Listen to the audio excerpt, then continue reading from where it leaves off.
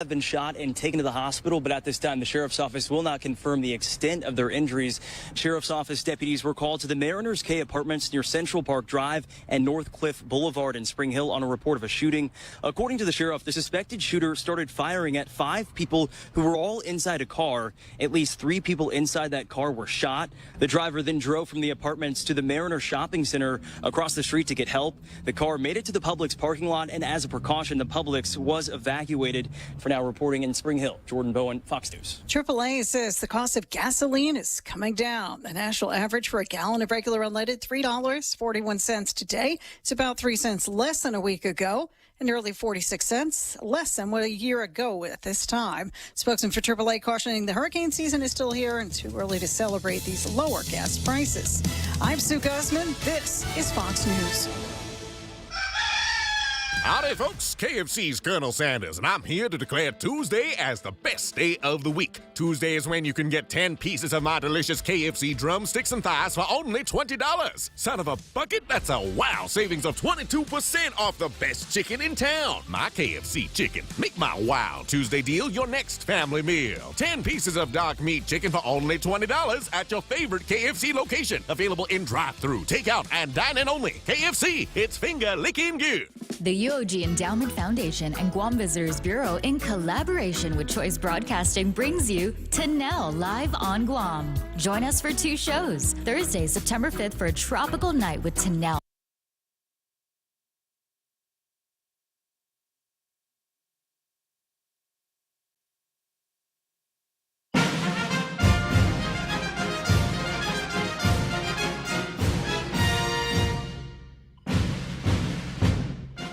Veterans with Benefits is on now with your host, Anthony Tyron and Karina Ballista. Half a day. Welcome back, veterans. Oh, man, it was a busy week. So first, we want to thank our sponsors. And before I do that, you're listening to The Point on 93.3. You can call in at 671-888-TALK. So our sponsors, Ambrose. Ambrose is hosting a 75th anniversary fishing derby and free concert on September 14. Details to come. American Legion. Don't forget to go get your steak every second week. Steak Day at American Legion. Habsaba Clinic, Guam Eco Services, 11Z's. 11Z's, they offer 11% discount for military and veterans. Yes. Woohoo, 11Z's, right behind the radio station. And then Domino's, Dugout, and Good Company. Did you want to say hi to someone, Anthony? I wanted to say hi to Aaliyah and Knox. All right. So now it is our vet of the week. Our vet of the week is George Franquez. George Franquez joined the Army in 1982 under the Delayed Entry Program. He went to basic training at Fort Benning, Georgia, C-1 Sand Hill, OSUT, as a I hope I'm not ruining this. 11 HE9 TOW missile gunner. His first duty station was at Fort Lewis, Washington, at the 2nd Company, 60th Infantry Mechanized Driver Gunner, and the M901 ITV unit. His second duty station was Camp Hovey in South Korea. Am I doing okay? Yes. What is he saying? Yes? I'm okay? He loves the unit. Oh, okay. Sorry, I'm talking to our producer, Jose, because he's like giving me thumbs up over there. My dad was at Fort Lewis, 9th Infantry Division. It's now been whatever they say. Commissioned? Yes. Oh, okay. Thank you. I got a thumbs up from our producer. Thank you, Jose. Fort Lewis, he went back to Fort Lewis, the C Company, 423rd AAO, and then from 84 to 86. Then he went to M966 TOW HMMVs as a squad leader. After that, he went to Stuttgart in FRG and Panzerkaserne, Boblingen, CSC 116th Infantry. Oh, sorry. That's a lot of words. And then he re-enlisted back to, he re-enlisted from 1990 to 1991. And then he was selected to go to recruiting school. So he went to Fort Benjamin Harrison in Indiana in May of 1991. He was stationed at East Bay Recruiting in Oakland, California. Then he moved to Then he moved up the street to Richmond at the Hilltop Mall, and he ETS'd in July 1992. And then he just missed it so much. In 1996, he joined the Guam Army National Guard, and he was in B Company 1 294th Infantry, then moved to A Company. He began his career as an AGR in 1998, and then part of his jobs were he was in the finance office, military pay specialist. Oh, hey, he was in finance. G4 as a clerk, and then he was a unit training NCO. Then he went back to recruiting and retention, and then he went to Team Bernardo as a senior rear detachment NCO in 05 and 06.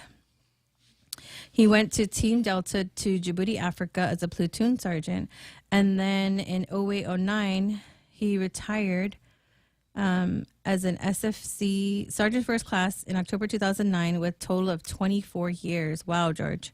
He's married to Mary Ann Guerrero Tovis Franquez. He has 2 sons and 1 daughter, and they have 5 grandchildren, all girls, and they live in Jigo. All right, let's congratulate Veteran of the Week, George Franquez. Yay. All right, George, yay. Congratulations. Don't forget your pizza from Domino's.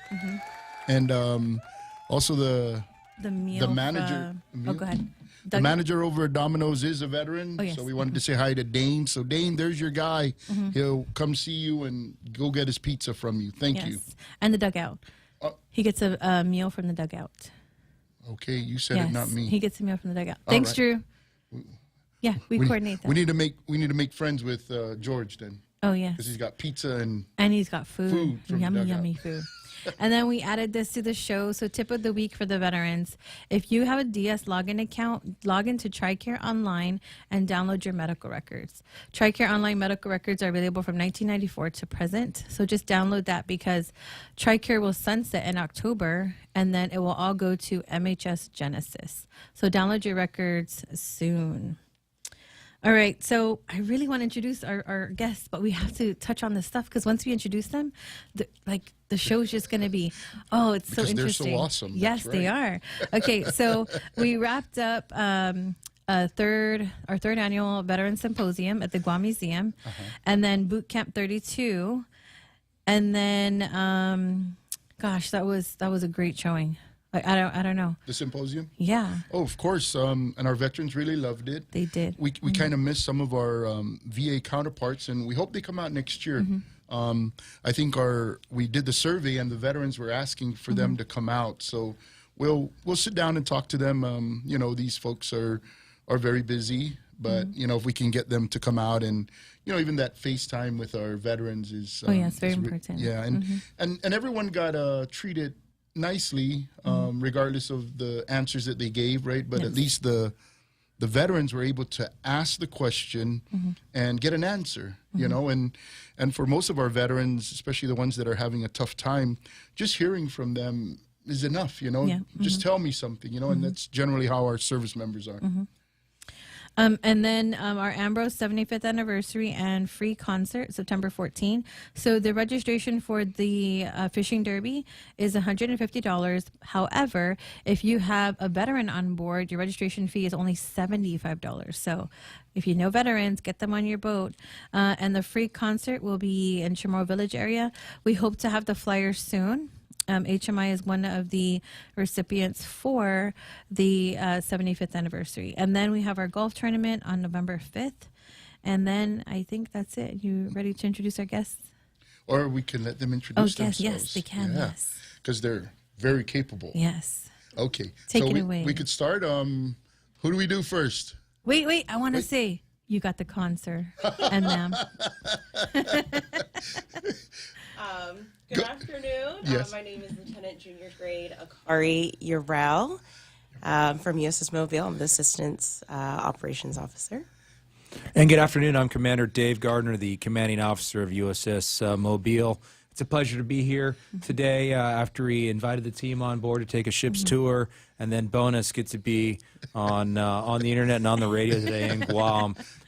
This is an amazing opportunity for us, and before I say anything else, I just want to thank Guam Guam for being such an amazing host to USS Mobile and our crew. We're wrapping up the end of a long 7-month deployment, our second deployment inside of a year for a total of about 11 months by the time we get back home. And Guam's the perfect place to do a little ship repair and take some downtime, specifically at Gab Gab Beach, take in the sights here in Guam. And it's just such a pleasure to be here today. And it's a pleasure to have you here. And Yes. do you want to? No, because I'm going to. Okay. Yeah. So this is my part. I get to have a part of the show here. Thank you, Miss Karina. Anyway, so we had fun, going on the ship, getting the whole tour. One of the things I wanted to say, right, is with the two of you and your crew and what you were showing to us, we need to let our folks here on this island know that there are folks out here that are really taking care of us, right? And we sincerely appreciate that. All that information you provided and how you guys carry yourselves. I mean, there's not any doubt in my mind. When we spoke to the General Polensky, he told us, you have nothing to worry about. If I have to get on a plane and get down there myself, we're doing this. And then hearing from you folks, right? It's just awesome. You guys have all the equipment. Your personnel are there. Everyone was, doing the things they needed to do, and just the whole introduction of things, your knowledge of, the ship and everything on there. I just sat there and I was like, wow, we do have the greatest fighting force, and it shows in you folks, and we had a lot more that we were talking about, even before we got here, and we'll catch up to those things too, right? So You want to let her introduce herself? she did already. Oh. She went ladies first. Yeah. Oh, how nice. I guess I missed it. I can do it again. I'm over here trying to send the link one out. more I'll send time, it to just you. for One more time. yes, let's do it again. All right, so hello again. My name Go is ahead. Lieutenant Junior Grade Akari Urel, Assistant Operations Officer on board USS Mobile. Awesome. And you know what I always do, right? I always promote everybody, right? So I want everybody to be a general and an admiral. So the two of you are going to be admirals today. Congratulations, man. Thank you, sir. We can just settle up on the paycheck on the way Yeah, out. that sounds good to me. Yeah, Jose, our producer, has all the funding for us. Sweet. So in here, you guys are admirals, and you guys are great. And maybe we could talk a little bit about that, right? Whatever it is that we're able to talk about. Let's maybe start with. I think one of the things we talked about is enlistment, right? I think everybody knows out there that there's some challenges with, getting more folks to come join the service, and maybe we could talk about that. Sure, as we talked about earlier, so it's to no surprise, or should be to no surprise, anybody who's paying attention to what's out in the news and in social media, that all the services across the board in the Department of Defense are suffering both from initial enlistments, recruiting, as well as retention, with the exception of the Marine Corps. And I believe that's because they have cooler uniforms and better movies.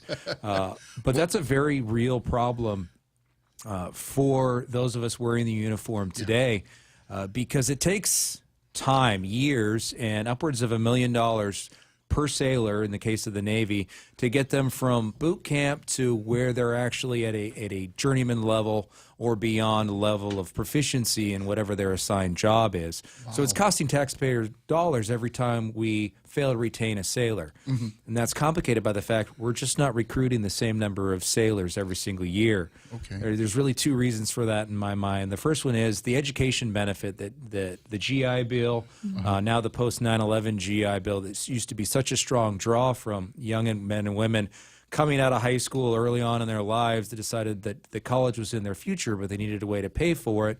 The military was an avenue to do that. These days, the Department of Defense is competing with a lot of other programs countrywide that afford that same level of educational opportunity without the negative aspects in some people's minds of going on deployment or wearing a uniform or not having some of the same freedoms of choice or things that come with being in the military.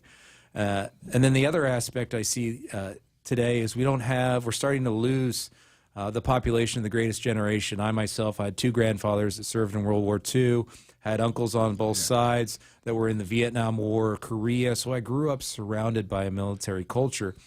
We still have thousands of young men and women that are veterans from various wars after World War II, but not the same number of the population. So culturally, I think in the United States, we're competing with that. And I think our leadership, the United States government, needs to figure out new ways to incentivize people just to wearing the uniform, having a cool job, being on the most powerful team in the world. That's a great incentive. We need more. Yeah, yes, and you're absolutely right. When you guys, if you haven't been on these ships, or if you have no clue, it's cool. It's just like the movies when you go on there, right? There is really sophisticated stuff on there that again, like you only see in the movies, right? And you do want to do that, right? I mean, you'd be a great example for these folks that are looking to join the service, right? Hey, join the Navy, right? And a few things we talked about is you've been to many different places, right? So you want to talk about maybe some of the places you've been and some of the things that may want, somebody who's been on a little island like Guam to say, hey, join the Navy and see the world, right? So absolutely. So I started my career in 2006 after 4 years of at the University of San Diego, getting a bachelor's degree, which the Navy paid for. Oh, wow. And 4 years later, got a master's degree at Naval Postgraduate School in Monterey, California, which the Navy paid for. Very good. I still have my GI Bill, and I'm not going to touch it. So I've already signed that over to my kids. They have that benefit. I intend to retire, likely in my home state of California. So on top of the GI benefit, they have the California Yellow Ribbon Program that allows them, as long as I have at least a 0% disability, which after 20 years, everybody gets at least 0. If you pay good attention to your medical record, you'll get a lot more than 0% these days, as long as things are well documented. So my kids will have such great education opportunities. That wasn't your question, though. I said, where have you been in the world? Yes. I'm wrapping up my 7th deployment and just over 18 years of service. I've been all over the Pacific, into the Indian Ocean, into the Arabian Gulf. I've circumnavigated South America, port visits in Panama and Peru and Chile and Brazil. I've sailed through the Strait of Magellan.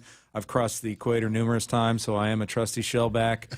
I've been all over the world, except limited time on the East Coast of the United States, and I haven't spent any time in the Mediterranean because I'm a West Coast sailor, West Coast, best coast. When I have the opportunity to live in San Diego, why you would go to some place like Norfolk, I don't understand. But I have spent a decent amount in Washington, D.C. and Newport, Rhode Island as well. So we'd run out of time before I named all the port visits all over the world. That perspective that you get to see by experiencing foreign cultures, both on Liberty ashore, but also every time we're underway, we're operating with international partners. Just this last few months alone, we've operated with Republic of Indian Navy, Japan, Philippines, Italy, Netherlands, South Korea. There's probably a few others that obviously the Brits and the Australians, some of our closest partners, they're out here as well. And every time we interact with them, it's just like playing with somebody we're all in the NFL. They're just a different team, and we play so well together. But we're all playing on the same side. It's great. I want to bring it back to the beginning because I'm not sure if you guys talked about how we met you, why we're here, what we did today. I think you did mention it. So we know in the room, right, where we were this morning, but the listeners might not be. So I'll just give them a little history and background. So Anthony and I are part of the Guam Chamber of Commerce Armed Forces Committee. And so we had we were invited for a tour, and we didn't know where we were going. So we got into the buses this morning, and we were asking Phil, where are we going?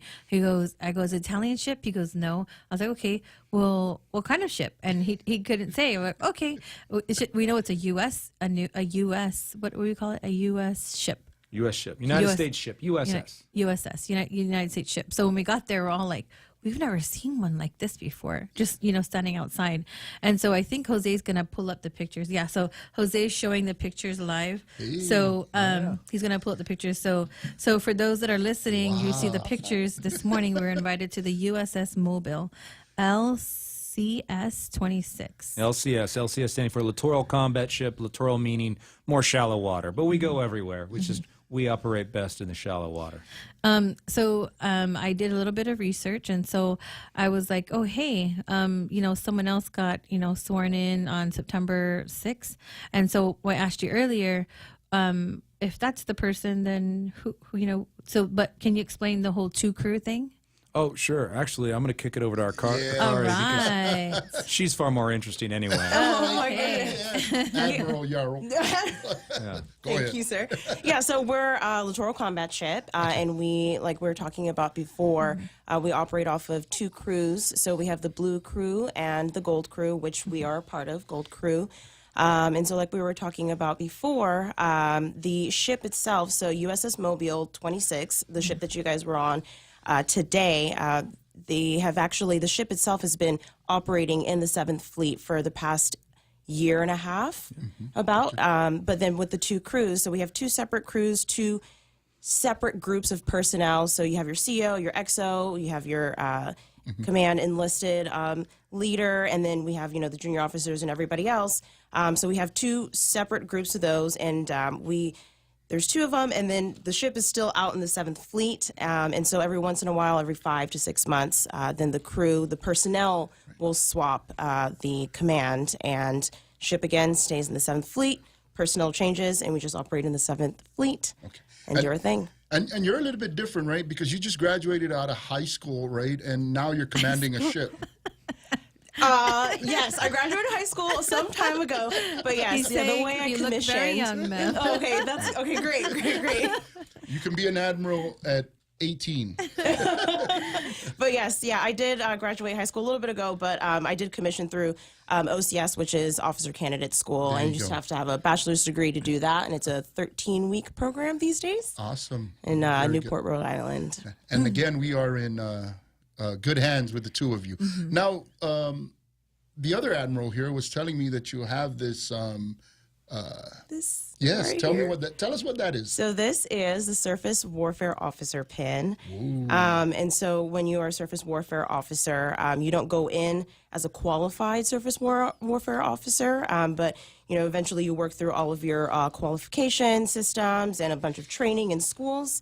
And so I just recently received this pin by Commander Gardner here for the ship about a week ago. Congratulations. And it was a lot of hard work and studying and tears. But it was a lot. I learned a lot. It's better to have the tears than different types of tears. Right? Yes, absolutely. I definitely feel like a load off of my shoulders, but going through the qualification process, you have to know a little bit about everything as far as the ship goes and the Navy goes, and even down to like how personnel goes for the officer side and the enlisted side. So we as junior officers were supposed to help our division, our crew, basically everybody on the ship, and so we got to make sure that everyone's paperwork is correct and things like that.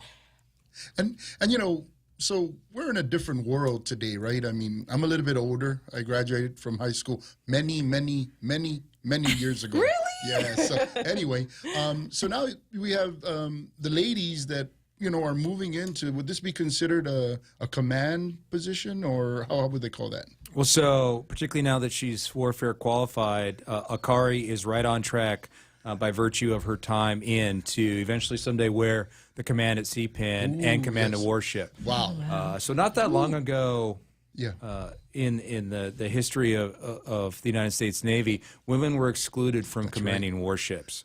But that's no longer the case. There is no longer any job in the United States Navy that women can't do. We've even recently had our first female Navy SEALs. Wow. And I think if you look at the history of the United States Navy, we have frequently led the larger country in a lot of the social initiatives. So we had diversity, desegregation in the military, and particularly in the Navy, before the country. All 50 states did. We had women doing the important jobs.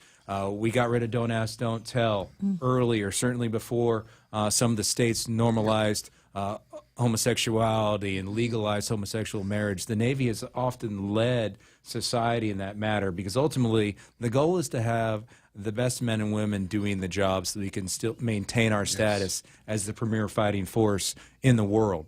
we can only do that if we draw from the best. So we can't tell certain groups of people that they're not good enough when they truly are. Yes, exactly. And then a lot of times, right, they're going to have to prove themselves. And a lot of the things that we do, when I say that, you go through training, like you said, there were rigors and everything, and you shed the tears of, man, I got to push harder. And there's a reason why you have to be able to do that, because there are going to be people below you that you're going to have to take care of. And Absolutely. and I'm sure you know that. I'm preaching to the choir here, but end of the day, right, these are the things that we have to do in these situations. So I just wanted to say hello to those watching us online. Let me start from the top. Oh, there's so many people. Hi, everyone. There's a lot of you. So Charlie Hermosa says Semper Fi. He said, thank you for your service and everything you do to protect us, especially being under, I think he meant underway. He said underwater, but underway for such a long time. We have not sunk yet. So. we don't intend to. Any ship can be a submarine once, but we'll save that for the SSNs and SSBNs across the harbor.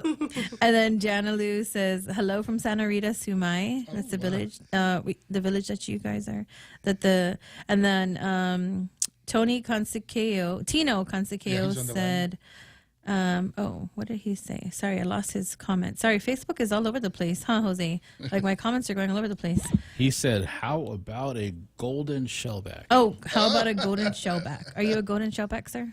I am not a golden shellback, because in order you have to cross the international date line and the equator at the same time. Am I getting that right? To be a golden shellback? Well, I think he's on the line. So. Oh, yeah. So I'm reading comments on Facebook. Oh, okay. Yes. So we're going to take a break? Yes. Break first? We'll take a break and we will continue that. You are listening to us on 93.3 The Point. You can call into 671-888-TILK. We'll be right back.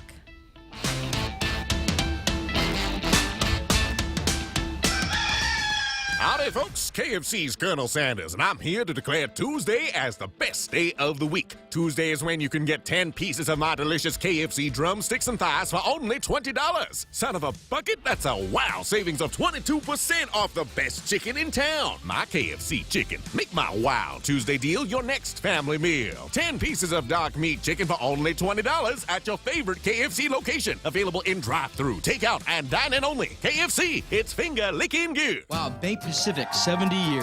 That's right. Are you celebrating? You bet. For starters, we opened in 1954, so we're offering a very special personal loan with rates as low as 5.4% APR. 5.4? And you can borrow up to $50,000 for whatever. Summer travel, back to school, paid on credit cards. Can I apply online? Yes. And in any of our convenient offices. Bank Pacific. Where others put branches, we place roots. For 70 years. Equal opportunity lender. Conditions apply. The UOG Endowment Foundation and Guam Visitors Bureau, in collaboration with Choice Broadcasting, brings you Tanel Live on Guam. Join us for 2 shows. Thursday, September 5th for a tropical night with Tanel, an intimate, unplugged VIP show at the Hotel Nico Guam with marmar making and local vendor pop-ups. And Saturday, September 7th for a family-friendly Triton Festival at Jeff's Pirates Cove. Enjoy the cultural performances, UOG outreach booths, and a vendor pop-up of UOG alumni by the beautiful beachside. Tickets now on sale at Guam Time. Special thanks to our sponsors: United Airlines, KUAM, J&G Enterprise, Heineken, ASC Trust, GTA, Matson, Docomo, Raymond James, Pacific Medical Group, Trivision Media, The Dugout, and Alter Ego. Hosted by me, Shanzi B from Star 101 and Drew Arce from The Dugout. Support college affordability by attending these 2 shows.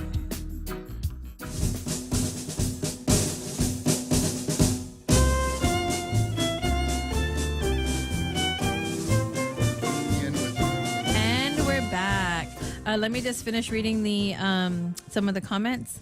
Bill Salisbury, Biba HMI, Johnny Taitsino, he says listening. Steve just joined us. Hello, Steve. And then I know there were some other comments. I missed it. I don't know. Facebook has them all over the place. Anyways, I wanted to show you guys the cool coin that we got. Can the camera see it? Yes, I think they can see it. Right up there. So when I looked up USS Mobile, so Mobile is named after Mobile, Alabama, which explains the design on the shirt. I mean, on the hat that Anthony's wearing. So what's cool about Mobile? So all 2 variant Independence class Littoral combat ships are built in Mobile, Alabama, at the Austell shipyard. So we're USS Mobile, built in Mobile. And as I told you on the ship tour, if there's one of these ships that the shipyard workers work just a little bit on extra, I think it was for their own namesake. So Mobile, Alabama is the home of the original Mardi Gras, so that's why you see the Mardi Gras themed elements in our logo. We call ourselves the Mud Bug. That's why you have which is another name for a crawfish. That is what we call ourselves. We're the Mud Bug, and we just love everything there is with that has to do with Mobile, Alabama. And I'd be remiss if. Since I mentioned the shipyard workers that built the ship in Mobile, Alabama, and we rely so heavily on shipyards, throughout the country and throughout the world. If you or somebody in your family wants to contribute to the United States Navy, but for whatever reason, military service just isn't in the cards for you, look very hard at the shipyard industry, shipbuilding, ship repair. So a lot of times you have the ability to get in entry-level skills and then develop a trade like welding or ACNR or steelwork, you name it, industrial environment. It's a hard job, but the skill set you come out with, and you are directly contributing to the military in the same shape or form you would be wearing the uniform. But sometimes there's reasons why you couldn't enlist or get a commission in the military. These defense contracts that are out there, you can contribute and be more of a citizen that has some influence over your tax dollars just by the profession you choose. Wow. Very good. Yes. Awesome. Didn't we have an SRF here? Yes, before. Okay. But I think they still have some of the, I think it was the Pothins were doing it, but I think there's somebody else doing it now. Might be Ambith that take care of repairing the boats when they come in and the ships, rather. And on his hat, that's called a fleur-de-lis? Fleur-de-lis. Well, it's actually, I think the fleur-de-lis is the bigger one. Somebody that is from the South or speaks French. You speak Oui, French? oui. Yeah. You speak French? No, she speaks fluent Japanese, actually, which is one of the many really? things about Akari. So, yeah, exactly. Hey, I'll tell you a quick sea story. So earlier on in deployment, we were in port, and a Japanese ship came into port at the same time. And there you always, commanding officer to commanding officer, you have some coffee or meat just to continue to build the international relationships. And they decided to come to me. And you could tell that their commanding officer, he spoke English, but not well, certainly better than I speak Japanese, which is zero. Once Akari greeted him in fluent Japanese, you could just see him physically relax because he knew he didn't have to rely on his English ability if the conversation took itself in a direction where he didn't have the right word in English. He could look at Akari. He was just, it made that relationship off the bat so much stronger. Oh, you're such an asset. Yeah. I mean, you're trained and you speak Japanese. Wow. Can you sing Sukiyaki? Oh, wow. Is that what we're going to do today? Oh, wait, you can sing. That's a cool story. She's off duty in about 45 minutes, so take her to the karaoke bar. We'll find out. Yeah. And I'm so happy you guys agreed to come on the show because I know you guys are leaving very soon. And we're glad to. Yes, phone call. Oh, sorry. We'll get to the phone call, but. Okay, let's do the phone call. Okay. Hello. Hello. Good evening. Can you hear us? I can hear you. Can you hear me? I can hear you. Okay. First of all, Tony and Karina, thank you for the symposium at the museum. Oh, wow. Awesome job. Awesome job. Is this... And half a day to your guests, Lieutenant JG, and the gentleman is also I can't hear, but maybe if you can hear, you can just restate the question You think for if us. you just play with the dongle there, it'll maybe... Is the gentleman a Lieutenant JG, Lieutenant? Oh, you can hear. Okay. Oh, not anymore. So just like, I think if you just like... hang on, Tina. the We're dongle experiencing here. some technical difficulties. Like if you just... Test, 1, 2, 3. Oh, no, we can hear you. We can hear you. Can you hear him now? Oh, we're good. Oh, we are good now. Go ahead. Go ahead. Oh, and thank you, big half a day to Lieutenant JG, the madam. And sir, are you Lieutenant JG or Lieutenant? Mr. Shellback. Mr. Shaw, you. Oh, Mr. Shellback, yeah. He's asking for your rank, sir. Oh, I'm a commander. Okay, Commander. I'd like to say a great big half a day on behalf of everybody here on Guam. And you need to become a golden shellback there, sir, before you retire. I'm trying, but I think my sea days may be coming to an end if my wife and 2 children have anything to say about it. This is my 7th deployment. I've made all of them. the whole deployment. So they're looking forward to Daddy being home a little bit more. That's good. That's good. But anyway, thank you very much for stopping by through Guam. I hope you experienced good hospitality. And God bless you guys for what you do for us, and thank you for your service. Well, thank you so much for taking the time to call in and express your hospitality. But I can tell you, we've been in port for not quite 2 weeks, and it's a busy working port for us.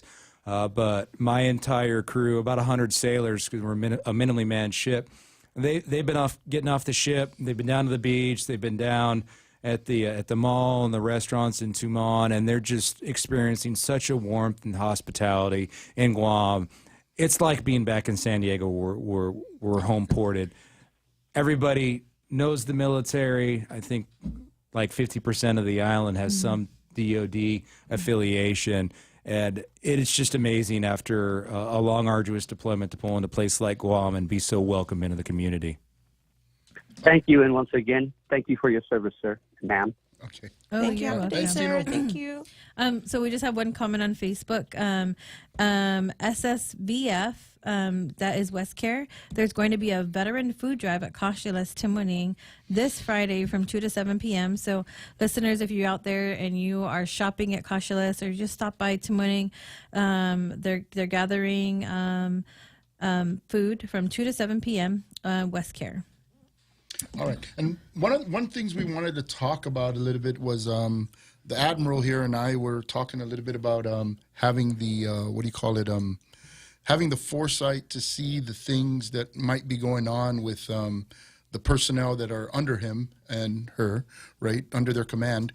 And they've got a really good grasp on getting our service members under their command to be healthy and to go get checked and go get seen, and maybe we could talk a little bit about that, sir. Absolutely, and I think depending on the generation of military service for the veterans listening, they probably had experienced a wide variety of experiences when it came to their mental and physical wellness throughout their time. I think the U.S. military across the board, especially the Navy, has come light years ahead in the game when placing a critical level of importance on not just physical well-being, making sure that your teeth are ready to go and your joints move and you pass your PFA. We've been good at that for a long time, but what we call warrior toughness, mind, body, and soul is really what we're getting at. And one of the goals I set for myself when I started my command tour about a year and a half ago is, at least within my sphere of influence, within the lifelines of USS Mobile, I wanted to make every sailor on board understand that raising your hand at quarters in the morning to say, I need to go talk to the head doc, was no different than saying I got a toothache, I need to go to dental. And nobody should treat that any differently. Because I think we found over our decades, particularly with the various wars, that mental healthness is no less important, in many ways more critically important, and an ounce of prevention is worth so much more than a pound of cure. And when we remove that stigma from, I'm not suicidal, I'm not going to get in a fight, I'm not going to hurt myself or anybody else, I just want somebody to talk to about the things I have going on in my life. Whether it be their military life or their personal life, we have vast resources at our disposal, either a phone call or an email away every time we pull into port. We have not just the chaplains, which are amazing, and we work very hard within the command to make sure chaplains are available. And chaplains, for those of you that don't have a lot of experience, they're not going to tell you that God has a plan as long as you're Catholic. They're just as much counselors as they are religious professionals. And if they don't have a solution for you, they have a Rolodex of people, whether it be Fleet and Family Services, deployed resiliency counselors, military and family life specialists.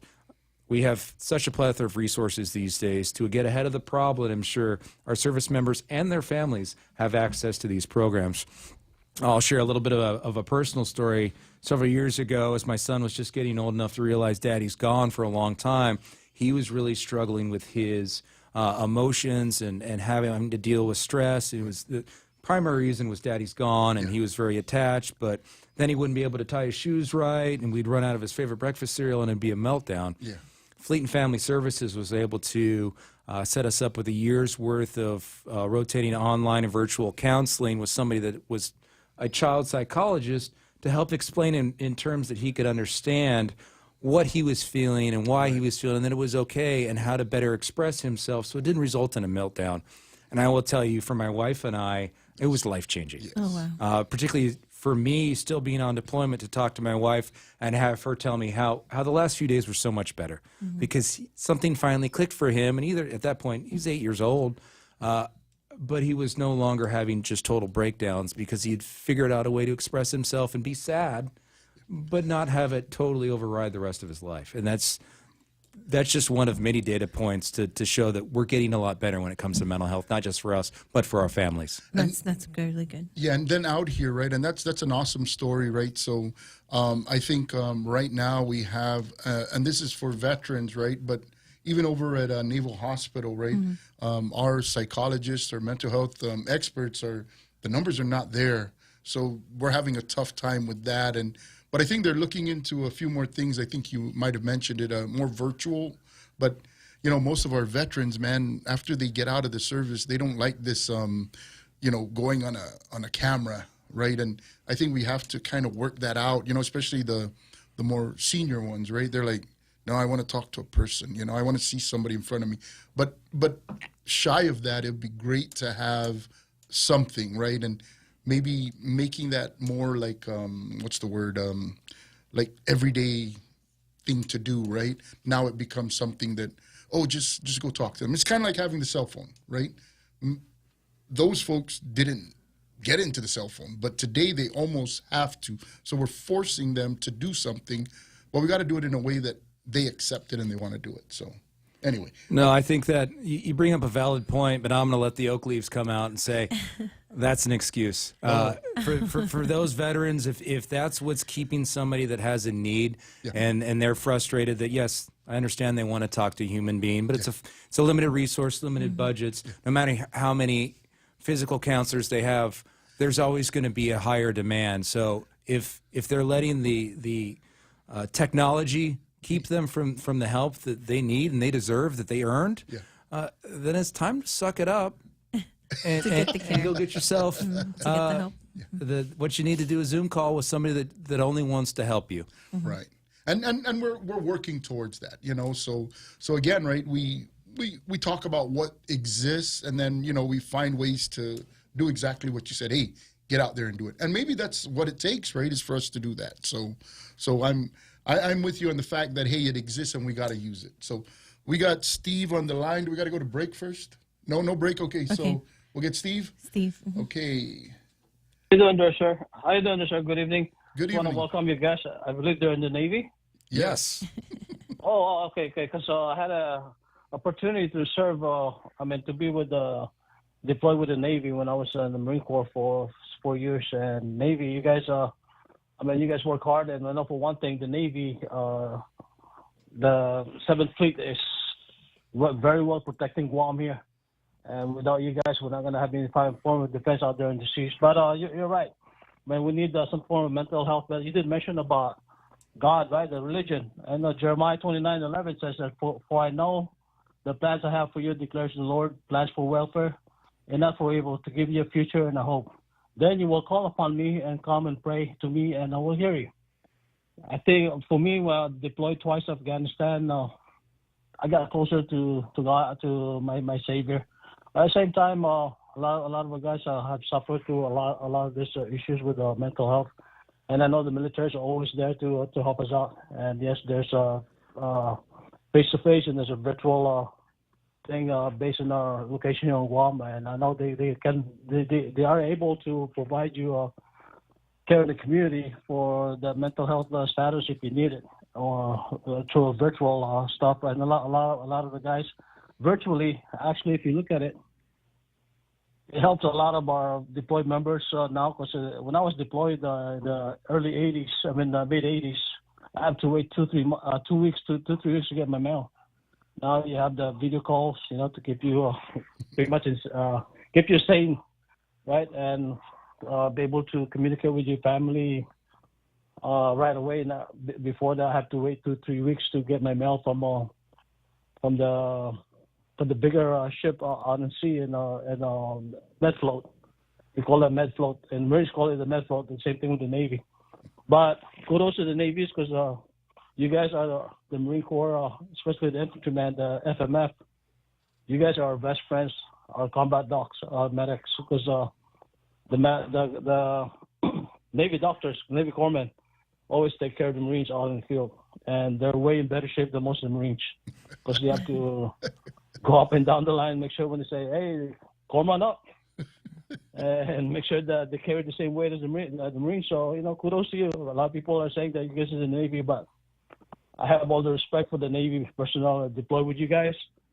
When that general quarters alarm goes out, that causes a lot of mental stress in a lot of the Navy personnel. And I've seen you guys run around in that ship during the general quarters calls. But I know you guys in the mental health field, right? No, we're ship drivers. But as the commanding officer and certainly Lieutenant Urel as assistant operations officers, we're leaders within our team. So it's our responsibility to be smart on mental health and make sure that all of our sailors are well educated on the resources we have. Yes, the ACE, right? Ask, carry, and escort. Pretty much the suicide prevention stuff. So, that's one of the things to take care of our personnel, make sure that we exactly know who they are, right? How they are, to be able to know exactly if something's bothering you if you already know your personnel. Same thing, same concept out in the civilian world. You have to know your personnel in order for you to able to work with them. So it takes a good leader to actually know their personnel to find out exactly what status they're in and to be able to help them out, extend the help that needed for them. And I thank you all for your service, and I thank HMI for providing the third symposium. The first time that I attended the symposium, the veteran symposium was very informative. Yes. And I just wish that a lot of our veterans will take advantage of that. Probably when we come up with the fourth one next year. Yes. Yeah. Thanks, Steve. We're heading to break. Thanks, Dave. Thank Thank you for your Thank service. you for your Shipmate. service, and Viva Navy. We'll be right back.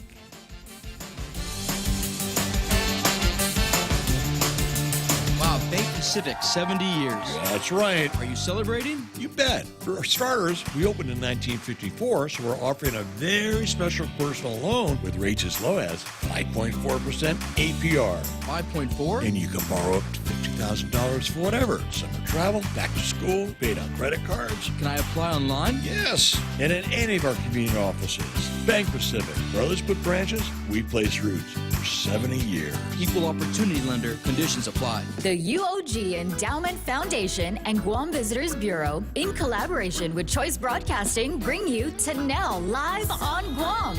Join us for 2 shows. Thursday, September 5th for a tropical night with Tanel, an intimate unplugged VIP show at the Hotel Nico Guam. And Saturday, September 7th for the general concert at Jeff's Pirates Cove. Enjoy the beautiful concert space down south, complete with UOG booths and vendor pop-ups. Tickets on sale at Guam time.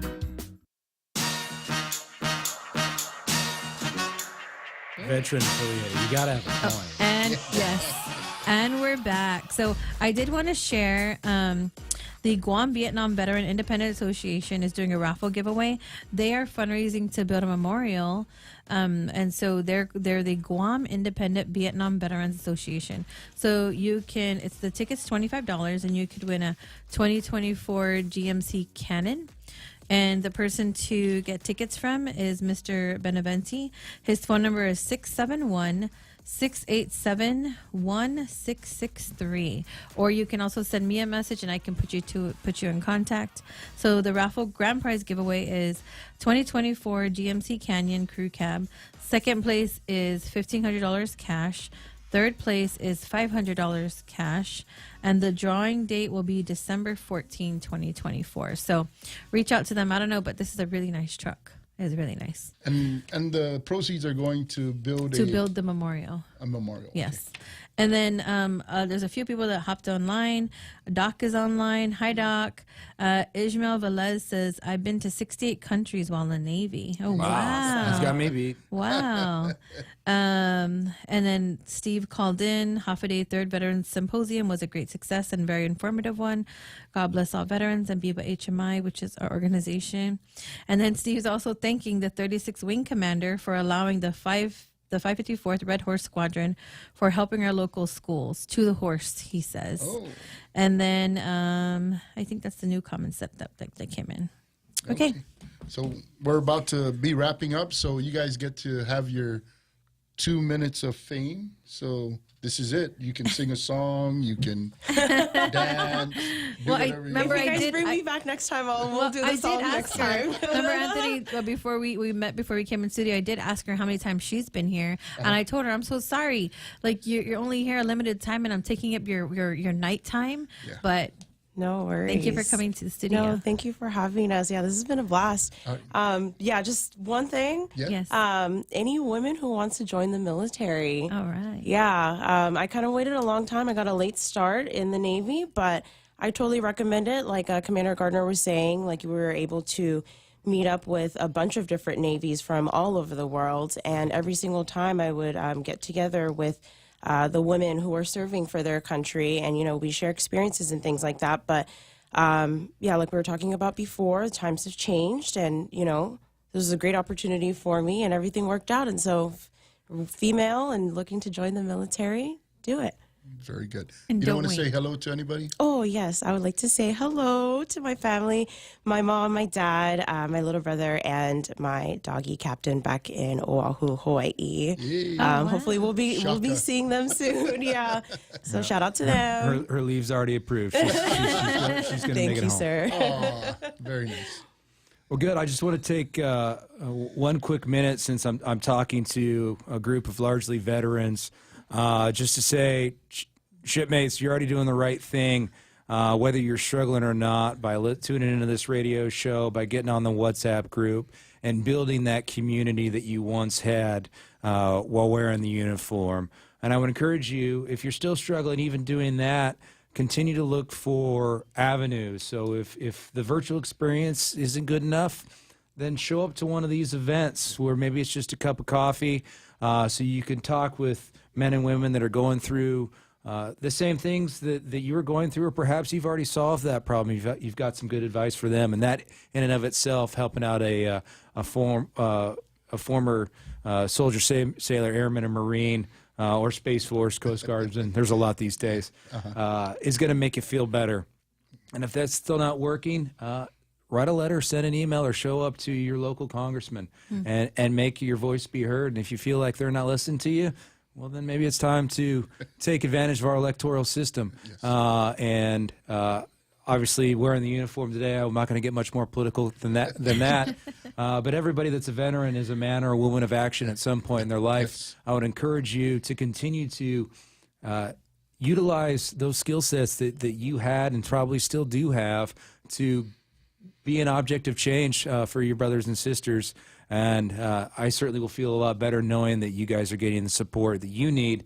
And someday in the future, we'll see when. I look forward to having retired at the end of my title and joining you all and joining your voice. Awesome. Once again, thanks so much for having us on board. This has been a lot of fun. Thank you. You don't want to say hi to anybody? Oh, I would be remiss. They're probably asleep now back home in San Diego, California. But if they see this on social media, to my beautiful wife, Amanda, and my two kids, Jackson and Aubrey, looking forward to getting home here soon.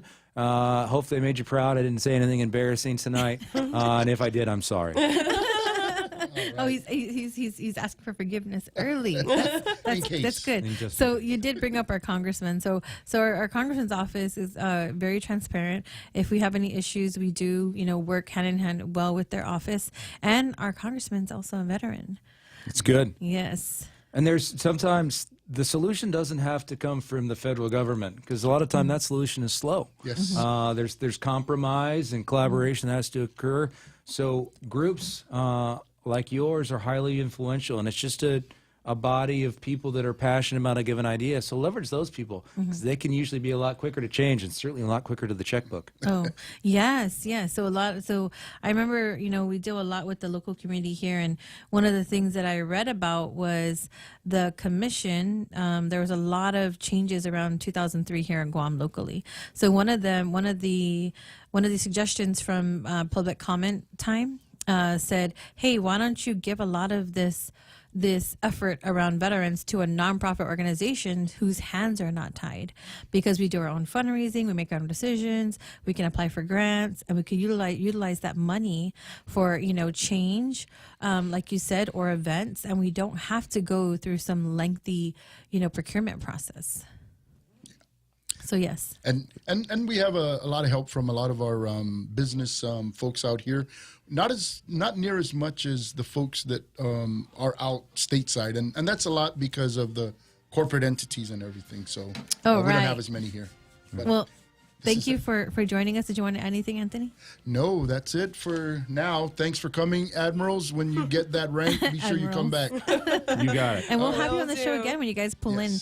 So thank you for listening. We are on 93.3 at The Point, and we will see you next week. Thank you. Thank you.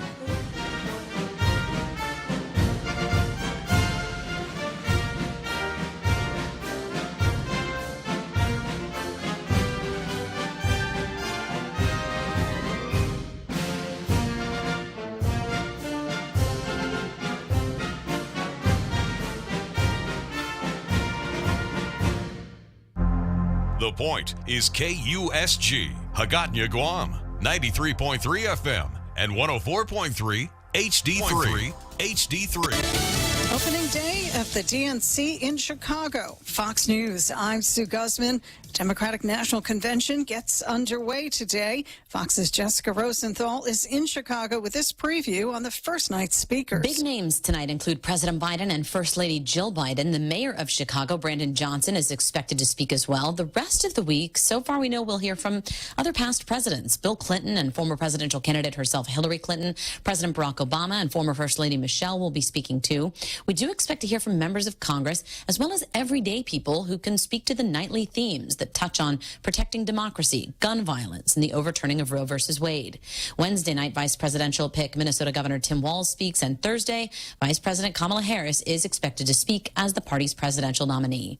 In Chicago, Jessica Rosenthal, Fox News. Ukrainian President Volodymyr Zelensky Sunday explaining his country's military push into Russian territory. Volodymyr Zelensky says his forces are working to create a buffer zone in Russia's Kursk region. This as his troops continue to gain more ground in the area. Ukrainian forces reportedly destroyed a second bridge in the territory on Sunday in an effort to disrupt the Kremlin's key supply lines. Fox's Ashley Strohmeyer. Lots of rain falling in the mid-Atlantic region Sunday, causing some areas to flood. Out in Connecticut, they're experiencing some significant flooding after the rainfall they've had over the course of Sunday. Cars getting stranded in the floodwaters, just barely able to push through. And we're not done yet with the rain, which is the concerning piece behind this for folks out in this region, especially Southbury, Fairfield, Connecticut as well, also experiencing some significant rain totals. Over the course of Sunday, we've seen over 8 inches, just shy of 9 inches for a spot like Redding Ridge. And as I mentioned, more rain still to come in the overnight hours and even into Monday as well. Fox Weather's Haley Meyer. America's listening to Fox News. Stay on top of the latest forecast with America's Weather Team in the palm of your hands. Here's the latest from America's Weather